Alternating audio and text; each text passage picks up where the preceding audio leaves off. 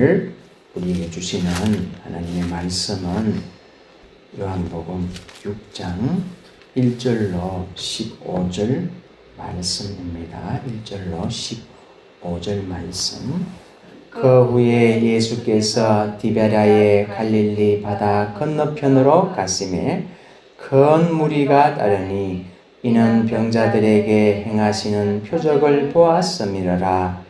예수께서 산에 오르사 제자들과 함께 거기 앉으시니 마침 유대인의 명절인 유월절이 가까운지라. 예수께서 눈을 들어 큰 무리가 자기에게 오는 것을 보시고 빌립에게 이르시되 우리가 어디서 떡을 사서 이 사람들을 먹이겠느냐 하시니 이렇게 말씀하심은 진히 어떻게 하실지를 아시고 빌립을 시험하고자 하심이라. 빌립이 대답하되 각 사람으로 조금씩 받게 할지라도 200데나리온의 떡이 부족하리이다. 제자 중 하나 곧 시몬 베드로의 형제 안드레가 예수께 여짜오되 여기 한 아이가 있어 보리떡 5개와 물고기 2마리를 가지고 있나이다. 그러나 그것이 이 많은 사람에게 얼마나 되겠사옵나이까. 예수께서 이르시되 이 사람들로 앉게 하라 하시니 그곳에 잔디가 많은지라 사람들이 앉으니 수가 5,000명쯤 되더라. 예수께서 떡을 가져 축사하신 후에 앉아있는 자들에게 나눠주시고 물고기도 그렇게 그들의 원대로 주시니라. 그들이 배부른 후에 예수께서 제자들에게 이르시되 남은 조각을 거두고 버리는 것이 없게 하라 하시므로 이에 그돈이 보리떡 5개로 먹고 남은 조각이 12바구니에 찼더라. 그 사람들이 예수께서 행하신 이 표적을 보고 말하되 이는 참으로 세상에 오실 그 선지자라 하더라. 그러므로 예수께서 그들이 와서 자기를 억지로 붙들어 임금으로 삼으려는 줄 아시고 다시 혼자 산으로 떠나가시니라. 아멘. 오늘 이 본문의 말씀을 중심으로 예수님께 드린 작은 도시락이라는 제목으로 주님이 주신 은혜를 나누고자 합니다. 오늘 본문 4절에 보니까 마침 유대인의 명절인 유월절이 가까운지라 이렇게 되어 있습니다. 5장 1절을 우리 같이 한번 보겠습니다. 그 후에 유대인의 명절이 되어 예수께서 예루살렘에 올라가시니라. 1년에 한 차례 있는 명절인데 지금 5장과 6장 1절 사이에는 2번의 유월절이 언급이 되고 있습니다. 이것은 무엇을 말하느냐 하면요, 뭔가 기록이 빠져 있다는 것입니다. 그것이 뭐냐면 예수님의 2차 갈릴리 사역이 빠져 있는 것입니다. 왜 그럴까? 그것은 요한복음이 4복음서 중에서는 가장 늦게 기록이 되었습니다. 학자들에 따라서 조금씩 다른데 일치하는 것은 AD 90년에서 100년 사이에 기록된 서신이라고 추정하고 있습니다. 이때는 이미 다른 공간 복음서들이 널리 사람들에게 읽혀지고 있었기 때문에 요한은 공간 복음서에 기록되어 있는 사건을 반복적으로 기록할 필요성을 느끼지 못했을 것입니다. 대신에 다른 공간 복음서에서 나타나지 않는 예수님의 행적과 말씀을 전하는 데 초점을 맞췄다고 할 수가 있습니다. 그런데 오늘 본문의 이 사건, 오병이어의 사건은 소개를 하고 있습니다. 왜 그러냐면 이 6장에 나오는 예수님의 생명의 떡에 대한 말씀의 서문 역할을 하고 있기 때문에 이 사건은 요한도 여기에 기록하고 있는 것입니다. 마가복음 6장에 병행 본문이 있습니다. 그래서 마가복음 6장을 또한 참조해서 같이 말씀을 살펴보도록 하겠습니다. 6장 1절 말씀 같이 한번 읽어보겠습니다. 그 후에 예수께서 디베랴의 갈릴리 바다 건너편으로 가시매. 여기서 요한은 갈릴리 바다를 디베랴로 또한 부르고 있습니다. 왜 이렇게 디베랴로 부르느냐? 이것은 갈릴리 바다의 로마식 이름입니다. 헤롯 안티파스가 갈릴리 해변 서쪽에 도시를 건설하고 티베리우스 황제에게 그 도시를 봉헌을 합니다. 그래서 로마 사람들은 갈릴리 바다를 뭐라고 불렀냐면 디베리아 호수라고 불렀습니다. 갈릴리 바다를 디베리아라고 부르는 이유는 요한복음의 수신자들이 이방인들이었기 때문입니다. 그들에게 익숙한 이름을 사용한 것이라고 할 수 있습니다. 자, 그런데 예수님은 가버나움에서 출발하셔서 베세다에 도착하셨습니다.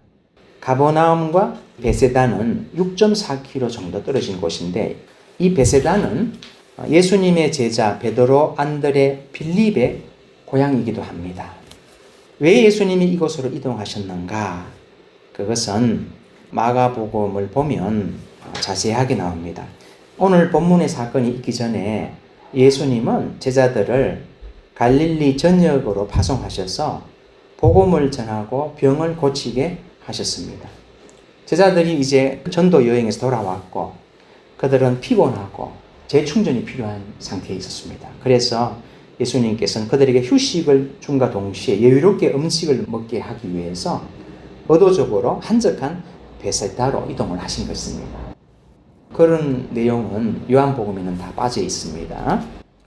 자, 그런데 많은 사람들이 예수님의 동선을 파악하고 베세다까지 따라왔습니다. 예수님은 배를 타고 가셨는데 이 군중들은 도보로 베세다까지 따라온 것입니다. 이것은 무엇을 말해줍니까?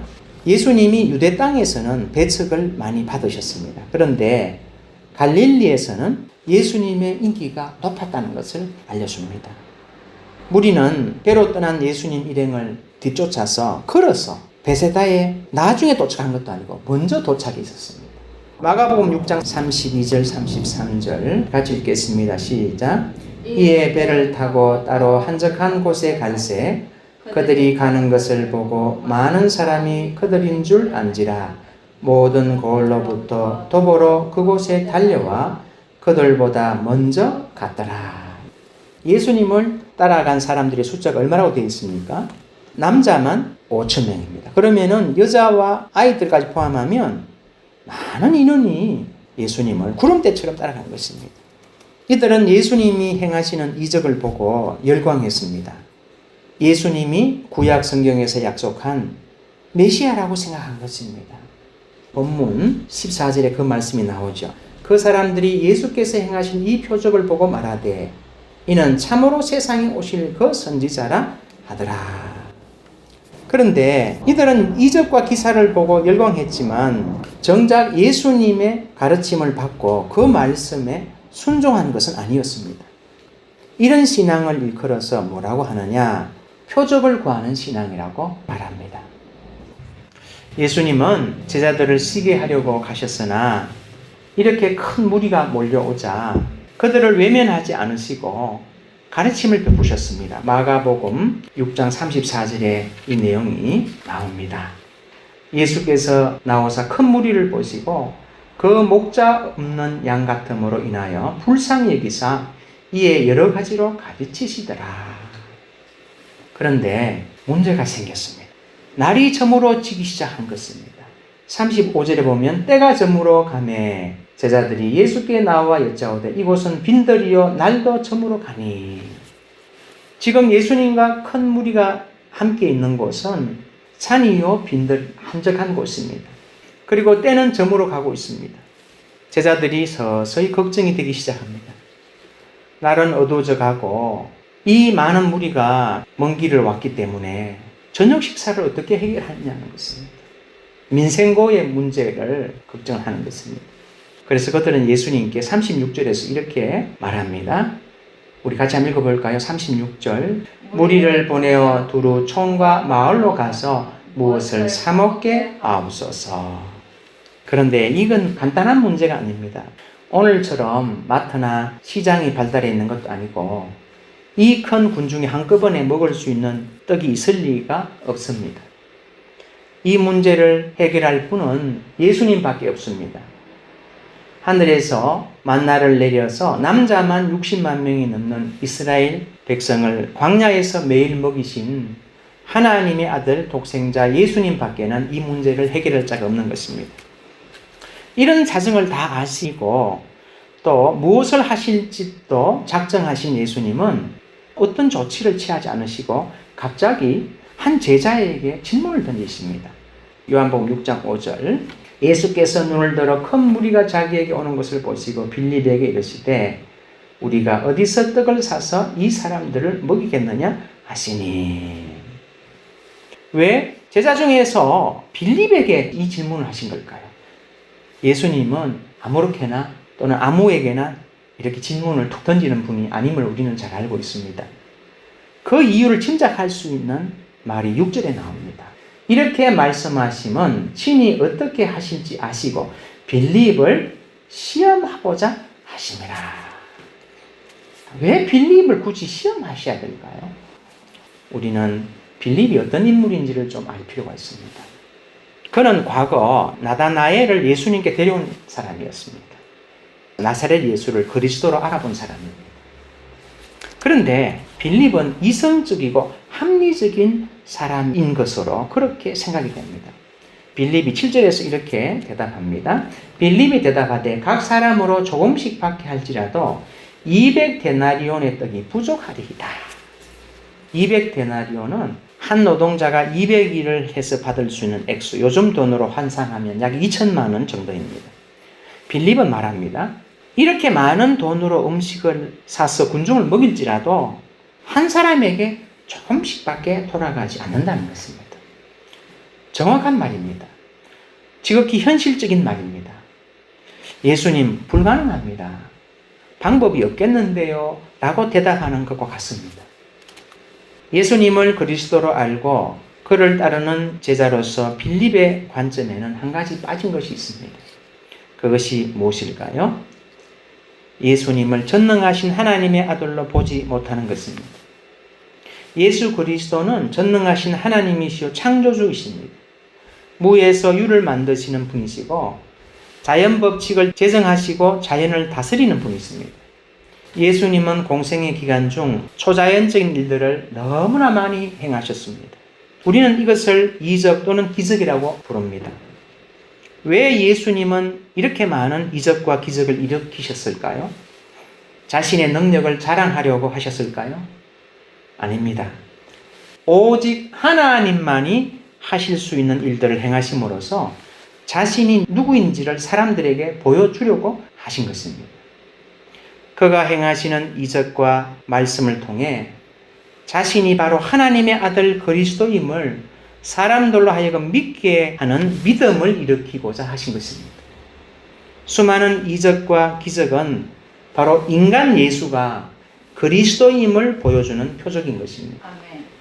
예수님은 지금 자신이 무엇을 하실 줄 아시면서도 왜 이 상황에서 빌립에게 이 질문을 하셨는가? 오병이어 사건은 예수님의 사역 3년 차에 일어난 일입니다. 빌립은 그동안 예수님이 일으키시는 기적과 이적을 수없이 보았습니다. 그런데 빌립은 아직 그가 따르는 예수를 불가능을 가능하게 하시는 창조주 하나님의 아들로 보고 있지는 못하고 있는 것입니다. 빌립의 이러한 신앙 상태를 알고 계신 예수님은 그의 믿음을 키우시고자 이 질문을 던지신 것으로 생각됩니다. 우리는 이렇게 생각할 수 있습니다. 예수님은 하느님의 아들이시니까 초자연적 이적과 기적이 가능했고 우리는 자연 법칙의 지배를 받고 있는 인간이므로 이성적, 상식적, 과학적 접근을 하는 것이 맞지 않나 이렇게 생각할 수 있습니다. 맞습니다. 그런데 예수님은 이렇게 말씀하십니다. 마가복음 16장 17절 18절에서 믿는 자들에게는 이런 표적이 따르리니 곧 그들이 내 이름으로 귀신을 쫓아내며 새 방언을 말하며 뱀을 집어 올리며 무슨 독을 마실지라도 해를 받지 아니하며 병든 사람에게 손을 얹은 적 나으리라 하시더라. 그런데 이 말씀을 하시기 바로 앞서 예수님이 하신 말씀이 있습니다. 그것이 15절과 16절입니다. 또 이르시되 너희는 온 천하에 다니며 만민에게 복음을 전파하라. 믿고 세례를 받는 사람은 구원을 얻을 것이요 믿지 않는 사람은 정죄를 받으리라. 이 말씀은 복음을 전하는 상황이라는 것입니다. 다시 말해 복음을 전할 때 믿는 자들에게 이러한 이적과 표적이 뒤따른다는 것입니다. 그렇다면 왜 복음을 전할 때 이런 일들이 필요할까요? 불신자의 귀에 복음이 더 잘 들리기 때문입니다. 어려운 육신의 문제를 해결받을 때 복음이 마음에 더 잘 들어가는 것입니다. 예수님은 이적과 기적을 추구하라고 말씀하시는 것이 아니라 복음을 전할 때 이런 일들이 일어나 사람들이 복음을 믿고 예수님을 영접하는 데 사용하라고 말씀하시는 것입니다. 표적을 통해 예수 그리스도를 믿는 믿음에 나아가도록 하라는 것입니다. 제자들은 이 말씀을 따라 표적을 행했고 어떤 일이 일어났는지 20절에서 말씀합니다. 우리 마가복음 16장 20절 같이 한번 찾아서 읽어보겠습니다. 시작. 제자들이 나가 두루 전파할세 주께서 함께 역사하사 그 따르는 표적으로 말씀을 확실히 증언하시니라. 표적이 일어날 때 나타난 결과는 무엇이라고 말씀합니까? 말씀을 확실히 증언하시니라. 복음을 듣는 자들이 복음을 더 잘 믿게 되었다는 것입니다. 특히 복음을 전할 때 우리는 이러한 표적이 일어나도록 기도하고 주신 능력을 활용해야 합니다. 아멘. 무엇을 위해서입니까? 표적을 통해 예수를 그리스도로 믿게 하기 위함입니다. 아멘. 최근 교회 근처에서 전도를 하다가 허리가 심하게 불편한 분을 만났습니다. 그분께 기도를 해드려도 되겠냐고 물어보자 허락을 해 주었습니다. 그래서 조용한 공원 벤치로 가서 허리 부분에 손을 얹고 함께 기도했습니다. 기도가 끝난 뒤 그분이 갑자기 점심 식사를 대접하겠다고 거듭 말하는 것이었습니다. 허리에 뭔가 변화가 있는 것 같아서 제가 물어보았습니다. 기도할 때 어떤 느낌이었냐고. 그러자 기도할 때 아픈 허리에 따뜻함을 느꼈다고 말하는 것이었습니다. 이것은 치유가 일어날 때 나타나는 현상입니다. 아멘. 다음 일정도 있고 해서 그분의 호의를 정중하게 거절하고 그 자리를 떠났습니다. 그리고 하나님께 영광을 돌렸습니다. 아멘. 예수님의 공생애의 마지막 시점에 이르렀을 때 빌립은 예수님께 이런 요청을 합니다. 요한복음 14장 8절 빌립이 이르되 주여 아버지를 우리에게 보여주옵소서. 그리하면 족하겠나이다. 이 요청을 들으신 예수님은 빌립에게 이렇게 대답하십니다. 14장 9절에서 예수께서 이르시되 빌립아 내가 이렇게 오래 너희와 함께 있으되 내가 나를 알지 못하느냐. 나를 본 자는 아버지를 보았거늘 어찌하여 아버지를 보이라 하느냐. 예수님은 빌립에게 너는 하나님 아버지를 보았다고 말씀합니다. 빌립은 보여달라고 하는데 예수님은 이미 보았다고 말씀하시는 것입니다. 이 말씀의 의미는 예수님은 지난 3년 동안 자신이 행하시는 이적과 기적 그리고 놀라운 말씀을 통해 창조주 하나님 아버지만이 하실 수 있는 일들을 보여주었습니다. 인간이 흉내낼 수도 없는 일, 오직 하나님 아버지만이 하실 수 있는 일을 행하셨습니다. 이러한 일들은 하나님 아버지께서 예수님을 통해 하나님 아버지께서 예수님 안에 계셔서 역사하신 것입니다. 아멘. 예수님은 빌립에게 왜 오랜 기간 나와 함께 있으며 내 안에서 역사하시는 아버지 하나님을 너는 보았는데 그것을 깨닫지 못하고 있느냐고 반문하시는 것입니다. 빌립은 보았지만 깨닫지 못하고 있는 것입니다. 우리는 여기서 빌립이 여전히 오병이어 사건 때와 관점이 크게 변하지 않고 있음을 보게 됩니다. 그런데 빌립도 오순절 성령 충만을 받은 이후 놀라운 능력의 복음 전도자가 됩니다. 예수님과 빌립의 대화가 오고 가고 있을 때 다른 한 명의 제자가 급히 예수님께 와서 말합니다. 그는 안드레입니다. 요한복음 6장 9절 말씀 같이 읽어보겠습니다. 여기 한 아이가 있어 보리떡 5개와 물고기 2마리를 가지고 있나이다. 그러나 그것이 이 많은 사람에게 얼마나 되겠사옵나이까. 안드레가 말하는 것은 물고기가 들어있는 도시락이 있다는 것입니다. 그런데 여기서 물고기를 가리키는 단어는 일반 물고기를 가리키는 익디스가 아니라 작은 물고기, 옵사리온을 사용하고 있습니다. 보통 거기에 물고기 아니라 도시락에 들어있던 그 물고기는 소금에 절인 작은 물고기로 추정되는 것입니다. 안드레는 아이가 들고 있는 이 작은 도시락, 아이가 먹을 정도의 양, 이것을 발견하고 예수님께 와서 그 도시락이 있다고 말하고 있는 것입니다. 이 말을 하는 안드레 자신도 뭐 적었는지 9절 하반절에서 이렇게 붙입니다. 그러나 그것이 이 많은 사람에게 얼마나 되겠사옵 나이까. 그러나 여기에는 안드레의 숨겨진 믿음이 있습니다. 사람이 보기에, 다시 말해 객관적, 이성적, 합리적으로 볼 때 이 작은 어린 아이의 도시락이 남자만 5,000명이나 되는 이 엄청난 군중에게 무슨 소용이 있겠습니까?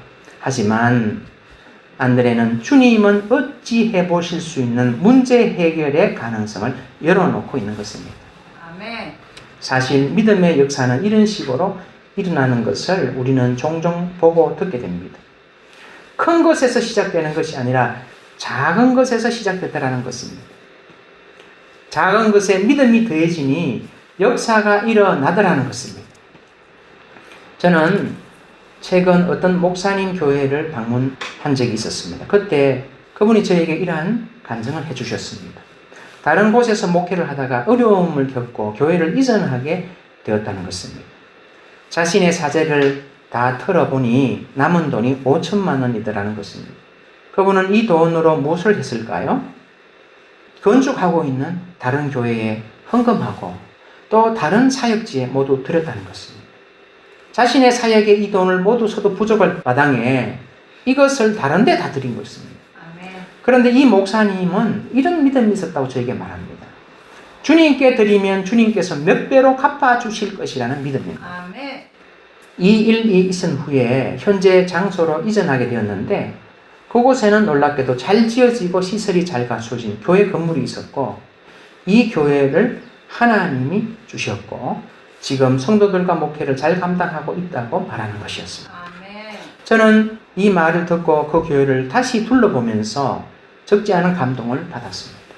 큰 사역을 이루신 분들의 간증을 들어보면 공통점이 있는 것 같습니다. 지금은 작지만 주님이 축복하시면 주님이 기뻐하시면 될 줄로 믿고 오병이어를 드린 사람이었다는 것입니다. 아멘. 다시 말해 안드레와 같은 믿음을 가진 분들이었다는 것입니다. 예수님은 안드레의 도시락을 받으시고 말씀합니다. 10절 말씀 같이 한번 읽겠습니다. 예수께서 이르시되 이 사람들로 앉게 하라 하시니 그곳에 잔디가 많은지라 사람들이 앉으니 수가 5,000명쯤 되더라. 그리고 11절에서 축사하십니다. 예수께서 떡을 가져 축사하신 후에 앉아있는 자들에게 나눠주시고 물고기도 그렇게 그들의 원대로 주시니라. 이 물고기의 맛이 어땠을까요? 가나의 혼인잔치에서 포도주가 떨어졌을 때 예수님은 항아리에 물을 채우고 연회장에게 갖다 주라고 하셨습니다. 분명 원료는 물이었습니다. 그런데 최고급 포도주로 만들어 놓으셨습니다. 어린아이가 가져온 소박한 도시락이었지만 옵사리온 물고기가 들어있는 그 소박한 도시락, 창조주 예수님이 변화시켜 놓으셨을 때 그 맛은 아마 최고급 식사였을 것입니다. 아멘. 예수님은 5,000명을 먹이신 후에 제자들에게 명령하십니다. 12절입니다. 그들이 배부른 후에 예수께서 제자들에게 이르시되 남은 조각을 거두고 버리는 것이 없게 하라 하시므로 이 무리 중에는 병자들이 많았습니다. 손도 씻지 않고 먹다가 남은 음식 조각들입니다. 남이 먹다 남긴 조각, 위생상 좋지 않습니다. 그것도 이 많은 군중 사이를 헤집고 다니면서 거두어야 하는 번거로운 일입니다. 그러나 하나님이 주신 것이므로 예수님은 소중히 여기라고 말씀하시는 것입니다. 13절 이에 거두니 보리떡 5개로 먹고 남은 조각이 12바구니에 찼더라. 제자들은 여행 중 바구니를 들고 다니지 않습니다. 여행용 개인 휴대용 주머니가 아니었겠습니까? 하나님이 주신 은혜는 남과 비교해서 작은 것일지라도 소중히 여겨야 한다는 것입니다. 남들 앞에서 공개적으로 할 수 있는 큰 간증이 아니라도 내게 주신 것, 남들이 별것 아니라고 여겨도 내게 주신 작은 은혜를 소중히 여기는 정신을 예수님을 통해 배울 수 있는 것입니다. 은혜를 구하여 받는 것 좋은 일입니다. 그러나 주신 은혜를 소중히 여기며 늘 감사하는 정신이야말로 주님이 기뻐하시는 것임을 우리는 오늘 이 본문을 통해서 알 수 있습니다. 결론의 말씀을 드리고자 합니다. 오늘 이 놀라운 기적을 일으키는 데는 두 가지 요소가 있었습니다. 첫 번째는 안드레의 믿음입니다. 믿음이 있었던 안드레에게 이 작은 도시락이 눈에 들어왔습니다. 자신도 멋쩍어서 그러나 이것이 이 많은 사람에게 얼마나 되겠사옵나이까 라고 하면서도 예수님께 들고 나온 것입니다. 창조주 하나님의 아들 예수 그리스도의 능력의 가능성을 열어놓은 것입니다. 빌립이 이 도시락을 발견했더라면 예수님 앞에 가져다 드리지는 못했을 것입니다. 200데나리온으로도 부족하다고 말하는 사람이 어찌 이 어린아이의 소박한 도시락을 주님께 갖다 드릴 수 있었겠습니까? 두 번째 요소는 어린아이의 소박한 도시락입니다. 작은 물고기 옵사리온으로 이루어진 소박한 도시락. 이것은 무엇을 의미하는 것일까요? 이것은 누구나 드릴 수 있는 것이라는 것입니다. 고가의 산의 지물이 들어있는 일품 도시락이 아니라 어촌의 어머니가 아들에게 사주는 지극히 평범한 소박한 어린이용 도시락입니다. 이 도시락은 고가품이 아니기에 누구라도 드릴 수 있는 것입니다. 어떤 마음으로 이 작은 도시락을 드렸을까요? 비록 작은 것이지만 주님의 나라의 확장에 서시길 원하는 마음입니다. 비록 작은 재주이지만, 비록 작은 물질이지만, 비록 작은 재능이지만 주님의 나라를 위해 믿음으로 드릴 때 주님이 그 마음을 먼저 받으시고 축사하시는 것입니다. 작고 소박하지만 이런 마음으로 주님께 드릴 때 역사는 일어나는 것입니다. 우리는 자칫 200데나리온의 관심을 빼앗길 수가 있습니다. 그 돈만 있으면 뭔가 해보겠는데, 그 정도는 되어야 뭐라도 하겠는데, 하찮게 보이는 도시락, 어린이 도시락, 이걸 가지고 뭘 하겠느냐고 반문할 수 있습니다. 그러나 주님이 기적을 일으키시는 데는 200데나리온이 필요하지 않습니다. 적지만 믿음으로 드린 소박한 도시락. 하나님 나라를 위해 드릴 것이 이것밖에 없지만 믿음을 담아서 드릴 때 사람들이 보기에 분명 계란으로 바위를 치는 것과 같을 수 있겠지만 주님은 그것을 받으시고 축사하시고 기적을 일으킬 수 있는 분이신 것입니다. 우리의 관심은 내가 가진 작지만 주님께 드릴 수 있는 작은 도시락에 있어야 합니다. 주님께 드릴 것이기에 정성을 다하고 마음을 쏟고 힘들지만 꾸준히 이 일을 해나갈 때 주님이 우리에게 말씀하실 때가 분명 찾아올 것입니다. 이 사람들로 앉게 하라 하시니 그곳에 잔디가 많은지라 사람들이 앉으니 수가 5,000명쯤 되더라. 내가 드릴 수 있는 작은 헌신, 다시 말해 작고 소박하지만 믿음으로 정성으로 주님 앞에 갖고 나아갈 때 주님의 때에 받으시고 주님의 영광을 위해 주님이 사용하실 것입니다. 오늘도 내가 가진 작은 도시락을 소중히 여기고 믿음으로 정성으로 주님께 드림으로 주님의 칭찬과 아울러 주님의 놀라운 역사를 경험하는 여러분과 제가 되도록 성령님께서 깨닫게 하시고 인도해 주시기를 축원드립니다. 아멘.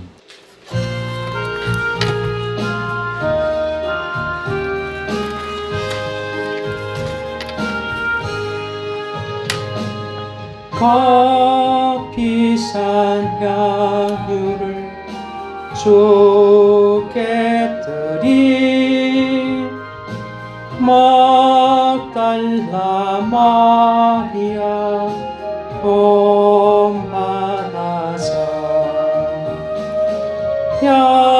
향기로운 산재물 주님께 바치리 사랑의 주 내 주님께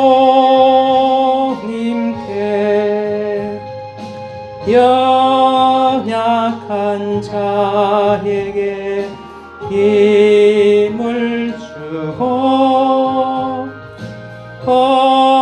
어두운 세상에 빛을 비춰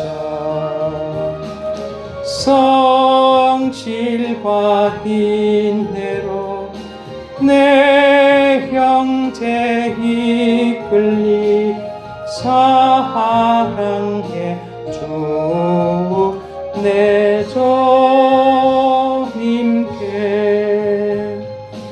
조여운 마음에 소망 주고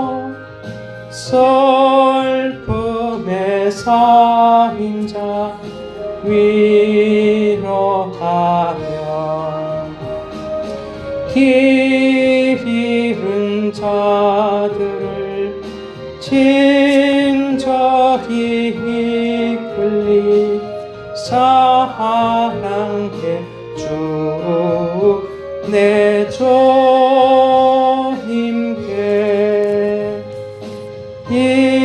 인생의 황혼이 깃들어서 이 땅의 수가가 건할 때에 주님을 섬기라 평안히 가리라 사랑의 주 내 주님께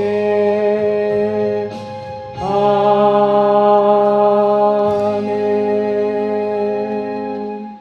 지금은 죄와 죽음에서 우리를 구원하시는 예수 그리스도의 크신 은혜와 독생자 예수 그리스도를 보내시기까지 우리를 사랑하신 하나님의 무한하신 사랑과 오늘도 세상 가운데서 살아가던 우리를 불러서 안드레의 믿음과 예수님께 드려진 소박하고 작은 도시락을 통해서 하나님께 적은 것이라도 믿음으로 드릴 때에 우리 인생 가운데 놀라운 기적을 행하시는 그 하나님을 붙들고 살아가도록 우리를 감화하시고 감동하시고 교통하시는 성령의 역사가 오늘 이 말씀 앞에 아멘으로 화답하며 연약하지만 부족하지만 말씀대로 한번 살아보기로 다짐하는 하나님의 사랑하는 아들, 딸 머리 위에 이제로부터 영원히 함께 하심을 간절히 축원드리옵나이다. 아멘.